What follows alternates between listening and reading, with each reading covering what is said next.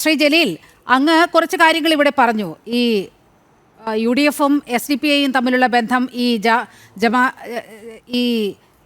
ജമാഅത്തെ ഇസ്ലാമിയുമായി ഉള്ള ഒരു ബന്ധത്തെക്കുറിച്ചൊക്കെ താങ്കൾ പറഞ്ഞു.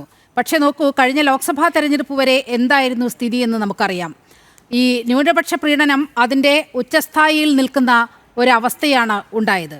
അതിൽ ഹിന്ദു വോട്ട് ബാങ്ക്, ഇപ്പോൾ ഗോപകുമാർ സാർ പറഞ്ഞതുപോലെ, ഏത് മേഖലയിൽ നിന്നാണ് അടിത്തറ ഇളകിപ്പോകുന്നത്, ഏത് പാർട്ടിയുടെ അടിത്തറയാണ് ഇളകിപ്പോകുന്നത്, അതനുസരിച്ചാണ് ഇവിടെ ഒരു മൂന്നാം ബദൽ ശക്തി പ്രാപിച്ചുകൊണ്ടിരിക്കുന്നത്. അത് ഈ തെരഞ്ഞെടുപ്പിൽ നമ്മൾ കണ്ടു. നോക്കൂ, നിങ്ങൾ ജമാഅത്തെ ഇസ്ലാമിയുമായി SDPI-യുമായി കഴിഞ്ഞ ലോക്സഭാ തെരഞ്ഞെടുപ്പ് വരെ കൈകോർക്കുന്ന ഒരു സാഹചര്യം കണ്ടു. പക്ഷേ അന്ന് ഉദ്ദേശിച്ച ഫലം കിട്ടിയില്ല. പിന്നീട് നിങ്ങൾ മാറി ചിന്തിക്കാൻ തുടങ്ങി. പക്ഷേ അത് വളരെ കൃത്യമായി അങ്ങനെ മാറി ചിന്തിക്കാൻ തുടങ്ങി എന്നൊന്നും പറയാൻ കഴിയില്ല. അന്തർധാര അപ്പോഴും വളരെ ശക്തമാണ്. പക്ഷേ SDPI, വെൽഫെയർ പാർട്ടി ഉൾപ്പെടെയുള്ളവർ ഈ തെരഞ്ഞെടുപ്പിൽ പരസ്യമായ പിന്തുണ UDF-ന് നൽകുന്ന സാഹചര്യമുണ്ടായി. അപ്പോൾ പോലും ഇപ്പോൾ നേരത്തെ യുവരാജ് സൂചിപ്പിച്ചതുപോലെ ചില പഞ്ചായത്തുകളിൽ, ചില ബൂത്തുകളിലൊക്കെ നമ്പർ, ആ വോട്ട് നമ്പർ 8 വോട്ടൊക്കെയാണ് LDF-ന് കിട്ടിയത്. അപ്പോൾ തീവ്ര ഇസ്ലാമിസ്റ്റ് ഗ്രൂപ്പുകളുമായി നിങ്ങൾ കൈകോർക്കുന്ന കാഴ്ച വളരെ കൃത്യമായി കാണുകയാണ്. SDPI-യെ ചില സീറ്റുകളിലൊക്കെ ജയിപ്പിക്കാൻ വേണ്ടി വളരെ ബോധപൂർവമായ കരുക്കൾ നീക്കിയിട്ടുണ്ട് ഇടതുപക്ഷം. ഇതൊക്കെ കേട്ടിട്ട് ഈ SDPI-ക്കാരും വെൽഫെയർ പാർട്ടിക്കാരും ഒക്കെ ഒരുപക്ഷെ പൊട്ടിച്ചിരിക്കുന്നുണ്ടാകാം. കാരണം ബദ്ധവൈരികളായ കമ്മ്യൂണിസ്റ്റുകാരുമായി അവർ ധാരണയുണ്ടാക്കി ചില വാർഡുകളിലൊക്കെ ജയിച്ചു എന്ന് കേട്ടാൽ ചിരിക്കാതെ തരമില്ലല്ലോ. നിങ്ങളോട് എനിക്കൊരു കാര്യം പറയാനുള്ളത്, പിണറായി വിജയൻ ജമാഅത്തെ ഇസ്ലാമിയുമായി കൂടിക്കാഴ്ച നടത്തിയിട്ടില്ലേ? അവരുടെ നേതാക്കളുമായി കൂടിക്കാഴ്ച നടത്തിയിട്ടില്ലേ? SDPI-യുടെ നേതാക്കളുമായി കൂടിക്കാഴ്ച നടത്തിയിട്ടില്ലേ? RSS-ന്റെ അധിപനായ സർ സംഘ് ചാലക് നാഗ്പൂരിൽ വെച്ച് ജമാഅത്തെ ഇസ്ലാമി അമീറുമായിട്ട് ചർച്ച നടത്തിയിട്ടുണ്ട്. അതിനർത്ഥം RSS-ഉം ജമാഅത്തെ ഇസ്ലാമിയും പോഷക സംഘടനകളോ സഖ്യകക്ഷികളോ ആണെന്ന് എനിക്ക് പറയാൻ സാധിക്കുമോ? അത് രാഷ്ട്രീയത്തിൽ ചിലപ്പോൾ ഒരു മുഖ്യമന്ത്രി എന്നുള്ള നിലയിൽ ഒരു അമീർ വരും. ഇഫ്താർ സംഗമങ്ങൾക്ക് BJP-യുടെ പ്രതിനിധികളെ അമീർ തന്നെയല്ലേ പറഞ്ഞത് ദീർഘകാലം ഞങ്ങൾ LDF-ന് CPM-ന് പിന്തുണ നൽകി, പല തെരഞ്ഞെടുപ്പുകളിലും രഹസ്യധാരണ ഉണ്ടായിരുന്നു എന്ന് പറഞ്ഞത് കേരള അമീർ തന്നെയാണ്. അത് പിണറായി വിജയനെ കുറിച്ചാണ് പറഞ്ഞത്. എവിടെങ്കിലും കിടക്കുന്ന ഒരു അമീർ ഇടതുപക്ഷത്തെ നോക്കിയോ മുഖ്യമന്ത്രിയോ നോക്കി എന്തെങ്കിലും പറഞ്ഞാൽ അത് വല്ല ഇവിടെ പൊതുസ്വീകാര്യത വല്ലതും കിട്ടുന്ന കാര്യമാണ്. നിങ്ങളൊരു കാര്യം ആലോചിക്കണം. ഇടതുപക്ഷത്തെ സംബന്ധിച്ച് ഞാൻ കൃത്യമായിട്ട് പറയാം. മലബാറിൽ ഒരു പഴഞ്ചൊല്ലുണ്ട്, ഇതിനേക്കാൾ വലിയ പെരുന്നാൾ വന്നിട്ട് ബാപ്പ പള്ളിയിൽ പോയിട്ടില്ല. അതുപോലെ തന്നെയാണ് എനിക്ക് നിങ്ങളോടും അത്തരം ആളുകളോടും പറയാനുള്ളത്. യുവരാജ് സൂചിപ്പിച്ചതുപോലെ, ശ്രീ ജലീൽ ഒരു സെക്കൻഡ്, യുവരാജ് സൂചിപ്പിച്ചതുപോലെ ഈ വളപട്ടണത്ത് 160 വോട്ടുകൾ UDF നേടുന്നു, 120 വോട്ടുകൾ BJP-ക്ക് കിട്ടുന്നു. അവിടെ 8 വോട്ടുകൾ മാത്രം CPM-ന് ലഭിക്കുന്നു. ഞാൻ പറഞ്ഞതിൽ തെറ്റുണ്ട്. 160 വോട്ടുകൾ ലഭിക്കുന്നത് SDPI-ക്കാണ്. SDPI-ക്ക് അതെങ്ങനെ സംഭവിക്കുന്നു? താങ്കൾക്കറിയാത്ത അതിനേക്കാൾ വലിയ ഒരുപാട് ചരിത്രങ്ങൾ തദ്ദേശ സ്വയംഭരണ തെരഞ്ഞെടുപ്പുമായിട്ട് ബന്ധപ്പെട്ട് ചൂണ്ടിക്കാണിക്കാൻ സാധിക്കും. ഞാൻ പറഞ്ഞു തരാം. ഇപ്പോഴല്ല, ഇതിനു മുമ്പുള്ള ഈ നഗരസഭാ തെരഞ്ഞെടുപ്പിൽ കൊടുവള്ളി നഗരസഭയിൽ എന്റെ പാർട്ടിയുടെ യൂത്തിന്റെ സംസ്ഥാന പ്രസിഡന്റ് OP റഷീദിന് കിട്ടിയത് 0 വോട്ടാണ്. അതിനർത്ഥം അദ്ദേഹം ഇടതുപക്ഷ സ്ഥാനാർത്ഥിയായിരുന്നു. അവിടെ സ്വതന്ത്രനായ കാരാട്ട് വയസ്സിലാണ് ജയിച്ചത്. അതിന്റെ അർത്ഥം അവിടെ ഇടതുപക്ഷം തകർന്നു എന്നാണോ? അതൊക്കെ പ്രാദേശികമായി ചില അഡ്ജസ്റ്റ്മെന്റുകളും ചില തന്ത്രങ്ങളും നടത്തും. പക്ഷെ അവിടെ ഞാൻ അടിവരയിട്ട് പറയുന്നു, ഈ വളപട്ടണം എന്നൊക്കെ പറയുന്നത് നിങ്ങളുടെ ഉറച്ച കോട്ടയാണ്. വളപട്ടണം നിങ്ങളുടെ ഉറച്ച കോട്ടയിൽ ഒരു ബൂത്തിലെ കണക്ക് മാത്രമാണ് പറഞ്ഞത്. 8 വോട്ടുകൾ മാത്രമേ LDF-ന് അവിടെ കിട്ടുകയുള്ളൂ. അതേസമയം 160 വോട്ടുകൾ SDPI-ക്ക് ചെയ്യുന്നു. അത് ആര് ചെയ്തു? നിങ്ങൾ തെറ്റിദ്ധാരണ വരുത്തണ്ട. കണ്ണൂർ എന്ന് കേൾക്കുമ്പോൾ അതെല്ലാം ചെങ്കോട്ടയാണെന്ന് നിങ്ങൾ ധരിക്കേണ്ട. പാപ്പിനിശ്ശേരിയും വളപട്ടണവും അവിടെ തന്നെ മുസ്ലിം ലീഗിനും അത്തരത്തിലുള്ള മതാന്ത ശക്തികൾക്കും ഒക്കെ നിർണായകമായ സ്വാധീനമുള്ള പല മേഖലകളിലും ഇടതുപക്ഷത്തിന് ഇന്നും കടന്നു ചെല്ലാൻ ബുദ്ധിമുട്ടുണ്ട് എന്നുള്ള യാഥാർത്ഥ്യം അംഗീകരിക്കുന്നവരാണ് ഇടതുപക്ഷം. ഇപ്പോഴാണ് അങ്ങനെ ഒരു സ്ഥിതി ഉണ്ടായത് കണ്ണൂരിൽ. കേരളത്തിന്റെ രാഷ്ട്രീയം തന്നെ മാറി മറിയാൻ പോവുകയാണല്ലോ. താങ്കൾക്കത് ഓർമ്മയില്ല, ഞാൻ പഠിപ്പിച്ചു തരാം. 1984 പാർലമെന്റ് തെരഞ്ഞെടുപ്പിൽ കേരളവർമ്മ രാജ തിരുവനന്തപുരത്ത് ഹിന്ദുമുന്നണി സ്ഥാനാർത്ഥിയായിട്ട് മത്സരിച്ച ആ കാലഘട്ടത്തിൽ BJPയും ഹിന്ദുമുന്നണിയും ഒക്കെ ഇവിടെ ഇപ്പതാ അധികാരത്തിൽ വന്നു എന്ന് ആളുകൾ പറഞ്ഞ് കേട്ട ഒരു ബാല്യവും യൗവനവും ഉള്ള ഒരാളാണ് ഞാൻ. അന്ന് ഇടതുപക്ഷത്തിന് ആകെ കിട്ടിയത് 3 സീറ്റാ. ഞങ്ങൾ രാഷ്ട്രീയം അവസാനിപ്പിച്ചിട്ട് പോയിട്ടൊന്നുമില്ല. ഞങ്ങൾ തിരുത്തൽ നടത്തി. 87-ൽ ഒരു മത രാഷ്ട്രീയ ശക്തികളുടെയും പിന്തുണയില്ലാതെ ഇടതുപക്ഷ ജനാധിപത്യ മുന്നണി 80 സീറ്റ് നേടി കേരളത്തിൽ അധികാരത്തിൽ വന്നു. 91-ൽ രാജീവ് ഗാന്ധിയുടെ വധത്തെ തുടർന്ന് ഞങ്ങൾ പരാജയപ്പെട്ടു പോയി. ഞങ്ങൾ എന്തോ രാഷ്ട്രീയ പ്രവർത്തനം നിർത്തിയോ?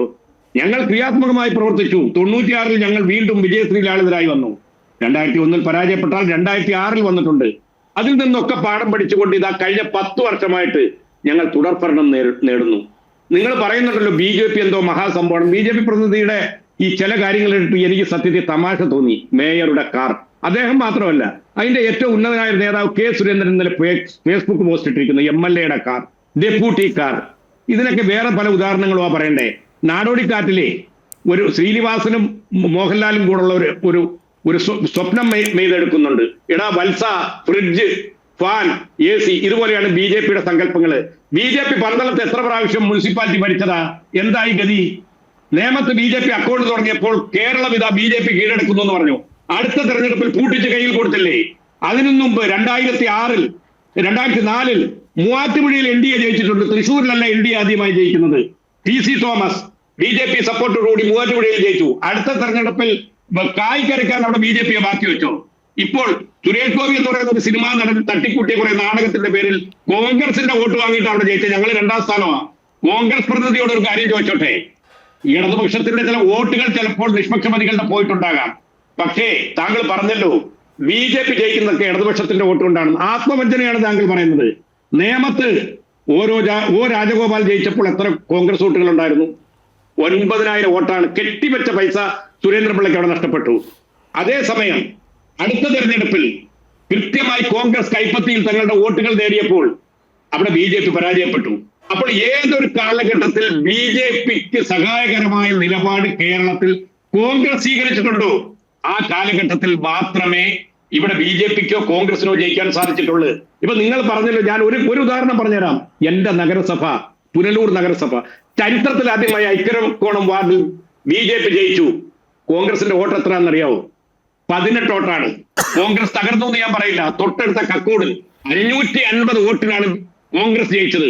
ഗ്രേസിംഗ് ബ്ലോക്ക് തൊട്ടടുത്ത വാർഡാ. അപ്പോൾ അത് അഡ്ജസ്റ്റ്മെന്റ് ആണ്. ഈ അഡ്ജസ്റ്റ്മെന്റ് കോൺഗ്രസിനെ സംബന്ധിച്ച് വടക്കേ ഇന്ത്യൻ സംസ്ഥാനങ്ങളിൽ ഏത് ഗതി വന്നോ അങ്ങനെ ഈ ഇടത് വലത് മുന്നണികൾ രണ്ടുപേരും അപ്പുറത്തും ഇപ്പുറത്തും ഇരുന്നുകൊണ്ട് ഇത് BJPയുമായുള്ള അഡ്ജസ്റ്റ്മെന്റ് ആണ് എന്ന് പറഞ്ഞു വെക്കുകയാണ്. ശ്രീ GV ഹരി, അതിനൊരു മറുപടി പറയൂ. നമുക്ക് ഇതിനകത്ത് 2-3 കാര്യങ്ങളുണ്ടോ. ഞാനിപ്പോൾ അതിലേക്ക് വരുന്നതിന് മുമ്പ് ഞാൻ ഗോകുമാർ സാർ പറഞ്ഞ 1-2 കാര്യങ്ങൾ കൂടി അന്ന് അഡ്രസ്സ് ചെയ്യാൻ ആഗ്രഹിക്കുകയാണ്. അദ്ദേഹം പറഞ്ഞത് കേരളത്തിൻ്റെ വളരെ പ്രധാനപ്പെട്ട ഒരു കാര്യമാണ്, ശരിയായിട്ടുള്ള കാര്യമാണ്. കേരളത്തിൽ നമുക്ക് അധികാരത്തിലേക്ക് വരണമെങ്കിൽ കേരളത്തിൻ്റെ ഒരു പ്രത്യേക സാഹചര്യം അല്ലെങ്കിൽ ആ സാമൂഹ്യ സാഹചര്യം കൺസിഡർ ചെയ്തുകൊണ്ട് ഒരു മുന്നണി രാഷ്ട്രീയം ആണ് ഇവിടെ വിജയിക്കുക. അത് ശ്രീ K. കരുണാകരൻ, അങ്ങനെയാണ് ശ്രീ K. കരുണാകരൻ UDF എന്ന് പറയുന്ന മുന്നണി രൂപീകരിക്കുന്നത്. ഇവിടെ BJPയെ സംബന്ധിച്ചിടത്തോളം BJPക്ക് ഉയർന്നു വരാൻ കഴിയാത്തതിൻ്റെ പ്രധാനപ്പെട്ട കാരണങ്ങളിൽ ഒന്ന് തന്നെ അത് മുന്നണി സംവിധാനത്തിൽ അവരുടെ മുന്നണി വളരെ വീക്കാണെന്നുള്ളതാണ്. NDA എന്ന് പറയുന്ന സംവിധാനത്തിലാണ് അവർ മത്സരിച്ചത്. അതിനകത്ത് BDJS അതോടൊപ്പം അവർക്കൊപ്പം ഉണ്ടായിരുന്ന 2 പ്രധാനപ്പെട്ട ആളുകൾ ഇപ്പോൾ ഞങ്ങളോടൊപ്പം കടന്നു വന്നിട്ടുണ്ട്. ശ്രീമതി ജാനു ഇപ്പോൾ അവരുടെ NDAയിൽ ഉണ്ടായിരുന്ന ആളാണ്. NDAയിൽ നിന്ന് അവർ നമുക്കൊപ്പം വന്നിട്ടുണ്ട്. 1. 2, ഇതിനകത്ത് ഈ തദ്ദേശ സ്വയംഭരണ സ്ഥാപനങ്ങളിലേക്കുള്ള തെരഞ്ഞെടുപ്പ് എന്ന് പറയുന്നത് ആ മുത്തങ്ങയുടെ പേരിൽ പാവം ജാനുവിനെ സോഷ്യൽ മീഡിയ മുഴുവൻ ട്രോളുന്ന സാഹചര്യം കൂടിയുണ്ട്. ശ്രീ GV ഹരി, അന്ന് മുത്തങ്ങയിൽ നടന്ന വെടിവെപ്പൊക്കെ അവിടുത്തെ ആദിവാസി ജനവിഭാഗമൊന്നും മറന്നുപോയിട്ടില്ല. ഇപ്പോൾ പോലീസിന്റെ അടികൊണ്ട് വീർത്ത കവിളുമായി നിൽക്കുന്ന ജാനുവിന്റെ പടം സോഷ്യൽ മീഡിയയിൽ വളരെ തരംഗമായി മാറുന്നുണ്ട്. GV ഹരി, നോക്കൂ നീലിമ, ഞാനിത് നമ്മൾ വിഷയം വേറെ മാറ്റിക്കളയരുത്. അപ്പോൾ ഒന്ന്, ഇതിനകത്തൊരു പ്രധാനപ്പെട്ട കാര്യം, ഇങ്ങനെ പല ആളുകളും NDAയിൽ ഉള്ള ആളുകളടക്കം ഇപ്പോൾ UDFിലേക്ക് വരുന്നുണ്ട്. അപ്പോൾ ഞങ്ങൾ എന്തുകൊണ്ടാണ് ഇത് സ്വീകരിക്കാൻ തയ്യാറാകുന്നതെന്ന് ചോദിച്ചു കഴിഞ്ഞാൽ, ഓരോ വോട്ടും, പ്രത്യേകിച്ച് ഓരോ നിയമസഭയിലേക്ക് തിരഞ്ഞെടുപ്പെട്ട് വരുന്ന MLAമാരും ഈ തവണത്തെ തിരഞ്ഞെടുപ്പ് എന്ന് പറയുന്നത് ഏത് രാഷ്ട്രീയ പാർട്ടിക്കും ക്രൂഷ്യലായിട്ടുള്ള ഒരു തിരഞ്ഞെടുപ്പായിട്ടാണ് ഞാനിതിനെ കാണുന്നത്. അതുകൊണ്ട് തന്നെ കിട്ടാവുന്നത്ര വോട്ടുകൾ സമാഹരിക്കുക എന്ന ലക്ഷ്യത്തോടു കൂടിയാണ് ഞങ്ങളിലേക്ക് കടന്നു വരണമെന്ന് ആഗ്രഹിക്കുന്ന ആളുകളെ 2 കൈയും നീട്ടി സ്വീകരിക്കുന്നത്. ഇനിയിപ്പോൾ നമുക്കറിയാവുന്ന പോലെ ജോസ് കെ മണിയുടെ കാര്യത്തിലാണെങ്കിലും ഞങ്ങളത് തുറന്നു വെച്ചിരിക്കുന്നു. ഞങ്ങൾ അങ്ങോട്ട് പോയി ചോദിച്ചില്ലെങ്കിൽ പോലും അദ്ദേഹം ഇങ്ങോട്ട് വരികയാണെങ്കിൽ അദ്ദേഹത്തെ സ്വീകരിച്ച് തന്നെ മുന്നോട്ട് പോകും. അതിൻ്റെ കാരണം എന്ന് പറയുന്നത് അധികാരത്തിലേക്ക് എത്തുക എന്നുള്ളത് മാത്രമല്ല, നമുക്ക് ചില ആളുകളെ രാഷ്ട്രീയത്തിൽ നിന്ന് മാറ്റി നിർത്തുക, ചില രാഷ്ട്രീയ പാർട്ടികളെ മാറ്റി നിർത്തുക എന്നുള്ള ലക്ഷ്യവും ഇതിനകത്തുണ്ട്. അപ്പോൾ അതുകൊണ്ട് അത് കൃത്യമായി മുന്നണി രാഷ്ട്രീയത്തെ ശക്തിപ്പെടുത്താനുള്ള പ്രവണതകൾ നമ്മൾ ചെയ്യുന്നുണ്ട്. ഒന്ന്. രണ്ട്, ഞാൻ പറഞ്ഞു വന്നതിനടുത്തപ്പോഴാണ് ഇങ്ങനെ ഒരു ചോദ്യം ചോദിച്ചത് ജാനുവിൻ്റെ കാര്യത്തിൽ. നമുക്ക് രാഷ്ട്രീയത്തിൽ നമുക്ക് തെരഞ്ഞെടുപ്പിൽ തദ്ദേശ ഭരണ സ്ഥാപനങ്ങളിലേക്ക് നമുക്ക് രാഷ്ട്രീയം കാണാൻ കഴിയില്ല. അവിടെ അകത്ത് രാഷ്ട്രീയം തിരഞ്ഞെടുപ്പുകളിൽ വരുന്നത് പ്രധാനമായും നിയമസഭയിലേക്കും അതോടൊപ്പം തന്നെ ലോക്സഭയിലേക്കുമാണ് രാഷ്ട്രീയം കൂടുതൽ ചർച്ച ചെയ്തുകൊണ്ട് രാഷ്ട്രീയത്തിൻ്റെ അടിസ്ഥാനത്തിൽ ആളുകൾ വോട്ട് രേഖപ്പെടുത്തുന്നത്. തദ്ദേശത്തിലേക്ക് വരുമ്പോൾ സ്വാഭാവികമായിട്ടും അവിടെ വ്യക്തിഗതമായിട്ടുള്ള ആളുകളുമായിട്ടുള്ള ബന്ധം അതൊക്കെയാണ് ഏറ്റവും പ്രധാനമായിട്ട് വരുന്നത്. അതിനകത്ത് അല്ലാതെ വരുന്ന രണ്ട് പ്രധാനപ്പെട്ട മത്സരങ്ങൾ വരുന്നു. ഒന്ന് ബ്ലോക്ക് പഞ്ചായത്തുകൾ മത്സരിക്കുമ്പോഴും ജില്ലാ പഞ്ചായത്തുകൾ എടുത്ത് പരിശോധിക്കുമ്പോഴാണ് നമുക്കത് കാണാനായിട്ട് സാധിക്കുന്നത്. അതെടുത്ത് പരിശോധിച്ചാൽ അതാണ് ഞാൻ നേരത്തെ പറഞ്ഞത്, കേരളത്തിൽ BJPക്ക് വളരാനായിട്ട് സാധിച്ചില്ല എന്നത് ഈ രണ്ട് കണക്കിലെടുത്ത് പരിശോധിച്ച് കഴിഞ്ഞാൽ നമുക്ക് മനസ്സിലാവും. ഒന്ന്, ബ്ലോക്ക് പഞ്ചായത്തുകളിൽ ഒരെണ്ണത്തിൽ പോലും ബ്ലോക്ക് പഞ്ചായത്തിൽ അധികാരത്തിൽ വരാൻ BJPക്ക് സാധിച്ചിട്ടില്ല. രണ്ട്, ജില്ലാ പഞ്ചായത്തുകളിൽ 14 ജില്ലാ പഞ്ചായത്തുകളിൽ ഞങ്ങൾ 4 എണ്ണമായിരുന്നു ഉണ്ടായിരുന്നത് കഴിഞ്ഞ തവണയെങ്കിൽ ഇപ്പോൾ നമ്മളത് 7 ആയിട്ട് വർദ്ധിപ്പിച്ചു. CPM-നും 7 ഉണ്ട്. അവിടെയും രാഷ്ട്രീയപരമായിട്ടാണ് മത്സരം നടന്നിരിക്കുന്നത്. അവിടെയും BJPക്ക് ഒരിടത്തും വരാൻ സാധിച്ചിട്ടില്ല. BJP വന്നത് പഞ്ചായത്തുകൾ 24 പഞ്ചായത്തുകൾ വന്നിട്ടുണ്ട്, ഒരു കോർപ്പറേഷനിൽ വന്നിട്ടുണ്ട്. ഇത് രണ്ടും അടിസ്ഥാനപ്പെടുത്തി പരിശോധിച്ച് നോക്കുകയാണെങ്കിൽ രാഷ്ട്രീയപരമായിട്ടുള്ളൊരു വളർച്ച BJPക്ക് വരാൻ സാധിച്ചിട്ടില്ല. പിന്നെ ഗോകുമാർ സാർ പറഞ്ഞുകൊണ്ട് ഞാൻ യോജിക്കുന്നു.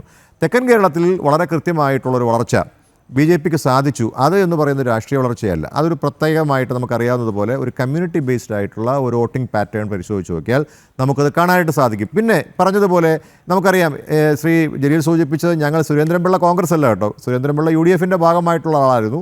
ഞങ്ങൾ അതിനു മുമ്പ് ചാരുവാർ രവി, അദ്ദേഹം കോൺഗ്രസ് ആയിരുന്നില്ല. അത് തിരിച്ചറിഞ്ഞിട്ടാണ് BJP അവിടെ വിജയിക്കുന്നതിൻ്റെ പ്രധാനപ്പെട്ട കാരണങ്ങൾ ഘടകകക്ഷികൾക്ക് സീറ്റ് കൊടുക്കുന്നത് കൊണ്ടാണെന്ന് തിരിച്ചറിഞ്ഞിട്ടാണ് ഇവിടെ ശിവൻകുട്ടി ഇവിടെ ജയിച്ചതിൻ്റെ പ്രധാനപ്പെട്ട കാരണം ഇവിടെ കെ മുരളീധരൻ മത്സരിച്ചുകൊണ്ടാണ്. അല്ലെന്നുണ്ടെങ്കിൽ ഒരു സംശയവും താങ്കൾക്ക് വേണ്ട, അന്ന് കുമ്മനം രാജശേഖരൻ MLA ആയി കേരള നിയമസഭയിൽ ഉണ്ടാകുമായിരുന്നു.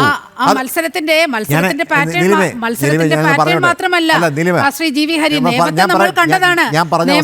നേമത്തെ BJP വരാതിരിക്കാൻ വേണ്ടി എല്ലാ തീവ്രവാദ ശക്തികളും തീവ്ര നിലപാട് പുലർത്തുന്ന ആളുകൾ എല്ലാവരും കൂടിച്ചേർന്ന് വിജയസാധ്യതയുള്ള ഒരാൾക്ക് വോട്ട് മറിച്ചു നൽകുന്നത് നേമത്ത് കണ്ടതാണ്. ആ നിയമ മോഡൽ ഈ തദ്ദേശ തെരഞ്ഞെടുപ്പിലടക്കം ഇരു മുന്നണികളും വളരെ കൃത്യമായി പയറ്റുക കൂടി ചെയ്യുന്നുണ്ട്. GV ഹരി, അതാണ് അതിന്റെ ഒരു യാഥാർത്ഥ്യം എന്ന് പറയുന്നത്. കുറച്ച് സമയം മാത്രമേ നമ്മുടെ മുന്നിലുള്ളൂ. ഒരു